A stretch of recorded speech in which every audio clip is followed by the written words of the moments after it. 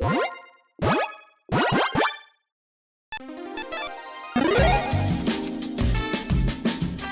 and welcome to the Commander's Quarters. I'm your host, Mitch. Glad to have you here. Here at the Commander's Quarters, we're all about Commander on a budget. Today we have an episode of Commander's 2 Cents. On episodes like these, I give you my own personal take on topics about the format in general and current news. This show and episodes like this one are possible thanks to viewers like you. If you're looking for an easy way to help support this show, make sure that you like, share, and subscribe. Also, hit that bell notification icon so you don't miss any new episodes. And while you're at it, subscribe and review our podcast as well. You can also go check out our playmats and other merchandise at thecommandersquarters.com. Another easy way to support this show is with our TCG player affiliate links. So whether you're buying a deck or individual cards, you can use this general link right here or one in the description. And the final way that you can support this show is by supporting us directly by becoming a patron. There are many benefits to being a patron, and I truly couldn't do this without all of their support. So today's episode is going to be pretty unique, because today I'm going to answer the question, why am I obsessed with Wayfarer's Bauble? If you've seen at least one deck tech on this channel, chances are that you've seen Wayfarer's Bauble in it. And if you've seen a few of those deck techs, you're probably used to hearing the phrase, first up there's Wayfarer's Bauble. Now I didn't go back through all my old deck techs to see which decks had and didn't have Wayfarer's Bauble. But if I had to guess, I'd probably say that Wayfarer's Bauble is in at least 90% of them. But why exactly is that? Well, we're going to discuss that today. So for those of you that haven't seen one of my deck techs that have it, Wayfarer's Bauble is an artifact that costs 1. By paying 2 and tapping and sacrificing Wayfarer's Bauble, you search your library for a basic land card and put that card onto the battlefield tap, then you shuffle your library. This is a very simple and somewhat innocuous card, so why the obsession? To my knowledge, this really doesn't see any play in any other format outside of Commander. But because Commander is a unique format and it is the way it is, this card can be an absolute all-star. Now, if you've seen one of my deck techs, you know that I go over 10 tactics to show you how the deck works. So for today's topic, I thought it'd be fun to do something similar, but a little different. So instead of going over 10 tactics, let's go over 10 reasons as to why I love Wayfarer's Bauble so much. To those of you who are wondering why I think this is such a good card, this should explain it. So with all that said, let's get into it. So reason number 1 I'm going to call land is greater than rock, which is greater than dork. That's probably a really confusing phrase to anyone who's not familiar with Magic. But basically what I mean by this is that land ramp is king in Commander. Land ramp is going to be almost always better than ramping with mana rocks, which is almost always better than ramping with mana dorks. I do say almost always because there's always going to be edge cases depending on the commander and the type of deck, etc, etc. But for the most part, it's pretty much guaranteed that lands are better than mana rocks, which are better than mana dorks. To go through why, let's illustrate this with something like Izzet Signet. Izzet Signet and the rest of the Signet cycle are extremely popular cards in Commander. In fact, over the past 2 years, Izzet Signet is the 5th most played card in Commander over that time. Ramping is an extremely important thing in Commander, and mana rocks are a great way for any deck to ramp. If you're outside of green, chances are you don't really have that much access to land ramp, so mana rocks will have to do. Now, mana rocks are nearly as effective as lands, but aren't because of one main reason. They are much more vulnerable to removal.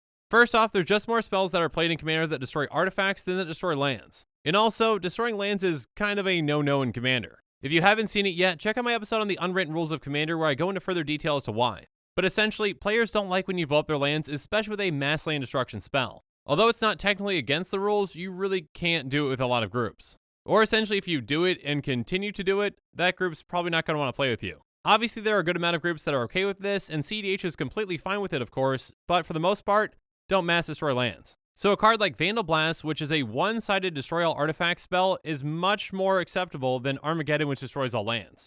EDH Rec actually has a list of the saltiest cards out there, and Vandal Blast is not even on that list. Armageddon is tied for number 1. That essentially just shows you how acceptable it is to mass destroy artifacts and how pretty much unacceptable it is to mass destroy lands. Again, disclaimer, this doesn't apply to every single group out there, and it doesn't apply to CDH, but just keep this in mind for most groups. So basically, because Commander is unique in this way, and there's this social contract where you don't destroy lands, Armageddon and other cards really aren't played. And because of that, lands are essentially a protected form of ramp, whereas mana rocks really aren't. If you're ramping with lands, chances are your ramp stays, and it's not going to get destroyed. Whereas if you're ramping with mana rocks, they might. Now, artifacts are still harder to deal with than other things like creatures, so mana dorks like Llanowar Elves are not as effective as those even. So again, the name of this reason is land is greater than rock, which is greater than dork. Lands are the hardest form of ramp to deal with, and they're pretty much protected by the social contract. Mana rocks might be decently hard to deal with, but they aren't protected by the social contract. And creatures are by far the easiest to deal with. I mentioned earlier that green is pretty much the only color that has access to land ramp. Because of that, and again because the way that Commander works, green has a clear advantage when it comes to ramping. Wayfarer's Bauble, though it's an artifact, is a form of land ramp, and it can go in absolutely any deck. So whether you're in a mono blue deck or a 5-color deck or anything in between, it's going to be a fantastic pick for those decks. It ramps you, it fixes your mana, and it's protected ramp because it's land ramp. But now let's go to my second reason why I love Wayfarer's Bauble with turn 2. Now if you've seen other episodes on this channel, I brought up this topic before, but in my opinion, turn 2 is the crucial turn when it comes to ramping. There are very few far in between cards that can ramp you on turn 1. Yes, Soul Ring is there, but you don't have a ton of Soul Rings in your deck. But there are plenty of cards that can ramp you on turn 2, such as the Signets. And that's why the Signets are popular, because they ramp you and help fix your mana on turn 2. If you've got Wayfarer's Bauble in your opening hand, or if it's your first draw, congrats, you've got turn 2 ramp. You play for 1 on your first turn, you pay 2 the next turn and tap and sacrifice it, and congrats, you've ramped by a land. That's essentially the exact same thing as a turn 2 Rampant Growth. Rampant Growth is a mono green staple for a reason. Ramping by land on turn 2 helps set you up for future turns. Getting that land can get you ahead of your opponents, can help fix your mana, etc, etc. If every single color could play Rampant Growth, I bet they would. Wayfarer's Bauble is essentially every single deck's Rampant Growth. Because again, if you've got both in your opening hand, they essentially do the exact same thing.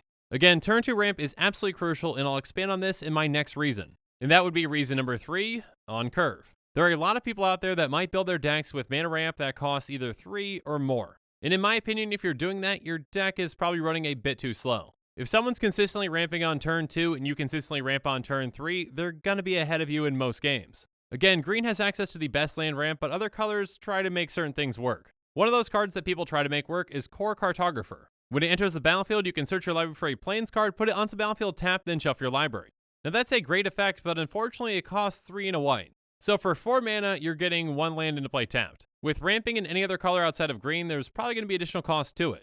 4 is far too much to play for 1 land into play tapped. But people pay it because they don't have access to other land ramp. Burnished Heart is a pretty heavily played card that is somewhat similar to Wayfarer's Bauble. It's a 2/2 that costs 3, and by paying 3, you can sacrifice it and search your library for up to 2 basic land cards and put them onto the battlefield tapped, then shuffle your library. So essentially for a total of 6 mana over 2 turns, you get 2 lands into play tapped. That's essentially the exact same rate as Wayfarer's Bauble because you're paying a total of 3 mana over 2 turns to get 1 land into play tapped. There are 2 main differences between this and Wayfarer's Bauble in my opinion. The first is that it's far more crucial to ramp on turn 2 than essentially ramping on turn 4 with this. Secondly, this is a creature which is much easier to deal with than just an artifact. In most scenarios, you're basically casting this on turn 3 for 3 mana and waiting for 1 turn around the table hoping that it survives. Next turn, you'll probably play another land, which you can't use for anything else because you'd have to have something that costs 1, and then you pay your 3 and sacrifice it to get your 2 lands. For the vast majority of decks, in my opinion, this is just too slow. Again, Wayfarer's Bauble ramps you on a more crucial turn, and it's harder to deal with. Also, speaking about mana curve, let's bring up a card like Cultivate. Cultivate is a fan favorite in Commander. In fact, over the past 2 years, Cultivate is the 3rd most played card percentage-wise. It's a sorcery for 2 and a green, and it's going to get you 1 basic into play tapped and 1 into your hand. Now, 3 mana for 2 lands is a great rate, but only 1 goes onto the battlefield and the other goes into your hand. So for 3 mana, you are only ramping by 1. Now, you are guaranteeing another land drop because you're getting a land into your hand, but still, you're only ramping by 1. Sometimes that extra land into your hand will come in huge if you're going to miss a land drop, but other times, it really won't. This might be somewhat controversial, but in my opinion, Wayfarer's Bauble is better than Cultivate. It ramps you by the exact same number of lands, but it can ramp you on turn 2 instead of turn 3. And again, that difference is huge to me. Now, obviously, Cultivate isn't a bad card. In fact, for 5-color decks, you really need a card like this because you need to be able to fix your mana. But I think there's a decent amount of decks out there that heavily overrate this card. But today we're talking about Wayfarer's Bauble, so that's a topic for another day. For now, let's move on to reason number 4, getting ahead. Now, this one I'm bringing up in response to some comments that have happened in some of the deck texts. I'm not trying to put anyone down or speak down to anyone about their comments in this, but I just want to address it so everyone's on the same page. Anyway, some of the comments that I have gotten have been about Renegade Map, Traveler's Amulet, and Wanderer's Twig. Essentially, the comment says something along the lines of, aren't these just as good or even better than Bauble? Each of these do technically cost less to get you a land. Again, Wayfarer's Bauble costs 1 and it costs 2 to tap, so that's 3 mana total. Renegade Map just costs 1 in total, Traveler's Amulet and Wanderer's Twig costs 2 in total. The difference is that these get the land into your hand and not into play. So unlike Wayfarer's Bauble, these cards do not ramp you. Wayfarer's Bauble is going to put you ahead, whereas these just make sure that you're not missing a land drop. It's not to say that these are bad cards, and in fact I have used them in some decks.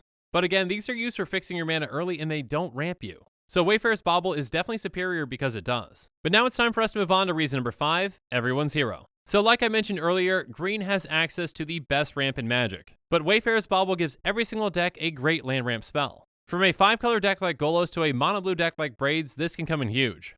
And before I get comments on this, yes, Wayfarer's Bauble belongs in decks that have green. We'll tackle this in the next reason, but it's especially effective in 5-color decks like Golos. And of course it works great in artifact-centric decks like Jorger with like Captain. Okay, so for this reason I called it everyone's hero, but it's not technically everyone's hero, it doesn't belong in every single deck. In just a quick public service announcement, there is no such thing as a true auto-include in Commander. Cyclonic Rift, Soul Ring, Demonic Tutor, it doesn't matter, not even my Bauble, none of them are actually auto-includes for every single deck they can go in. My Maelstrom Wanderer deck wouldn't work if you threw a Cyclonic Rift in there. It plays 97 lands and 2 spells, and those spells have to combo. And even if Demonic Tutor was cheap, my Demon Lord Bells Unlocked wouldn't want it. Every single card in that deck has to have a converted mana cost of 4 or greater to work. So again, in my opinion, actually saying something is an auto-include is just wrong. There's always going to be a case against it for certain decks, even for my Bauble. But now let's move on to reason number 6, Ultimate Fixer. This argument goes back to people not wanting to use Wayfarer's Bauble in decks that already have green. Again, green already has access to a ton of great land ramp spells. Like Wayfarer's Bauble, let's look at some other ones that we can actually cast on turn 1. Search for Tomorrow has to spend 2 for a green, and it says search your library for a basic land card, put that land onto the battlefield, and shuffle your library. And then Fauna Fertility costs a green, and it has pay 1 in a green. Sacrifice Fauna Fertility, search your library for a basic land card, and put onto the battlefield, tap, then shuffle your library. So Search for Tomorrow can basically just cost you a green, and it gets you a land in 2 turns. And then Fauna Fertility basically has the exact same mana investment as Wayfarer's Bauble. It basically costs you 3 mana in total over 2 turns to get you a land. The main difference between these and Wayfarer's Bauble is that you need green mana to make these work. Wayfarer's Bauble works with any kind of mana. Now in a mono green deck, yes, Search for Tomorrow is probably better, but in anything outside of mono green, Wayfarer's Bauble is much more reliable. In a 5-color deck, if you've got some green ramp spells in your hand and 3 lands and none of those can give you a green, you're probably not going to keep that hand. But if you've got Wayfarer's Bauble instead of one of those ramp spells, you're good to go. It can get you that forest that you need to cast your other ramp spells. It's an extremely reliable card and you're pretty much always excited to see it in your opening hand. But now let's move on to reason number 7, budget friendly. Now you'll notice that I included an asterisk on this one and it's kind of sad as to why. Wayfarer's Bauble was an extremely budget friendly card back in July of 2018 when I started this channel. Since then, the price has been increasing steadily and is now over $2.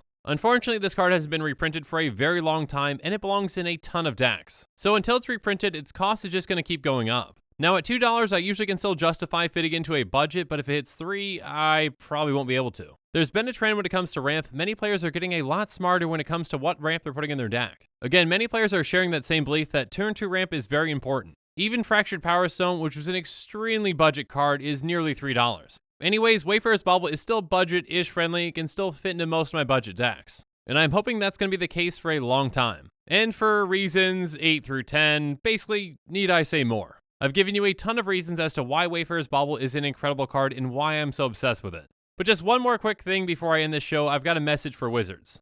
And that would be to reprint the ramp. Wizards, you know that Commander players need effective ramp like Wayfarer's Bauble to run their decks effectively. Last year I was extremely disappointed with the ramp that they put in the precons. There was no signets, there was no Wayfarer's Bauble, etc, etc. In my opinion, this is unacceptable. So Wizards, come on, reprint the ramp. And with that, this show is coming to a close, so it's my turn to hear from you. So in the comments below, let me know what your thoughts on Wayfarer's Bauble are. And make sure you're following us on social media for more updates and sneak peeks on future episodes. Again, a huge thank you to my patrons who help make this show possible. I truly couldn't do any of this without your support. If you want to support this channel directly, consider becoming a patron. There are many benefits to being a patron, including being able to vote on future commanders for deck techs. There are even tiers where you get your own personalized deck tech dedicated to you. You can check out all the Patreon tiers and rewards at patreon.com/commandersquarters. If you haven't already, make sure that you like and subscribe to the channel. Here at the Commander's Quarters, we're all about budget Commander. So while you're at it, go ahead and check out some of our other types of episodes. And with that, I'm out of here. Thanks again and have a good one.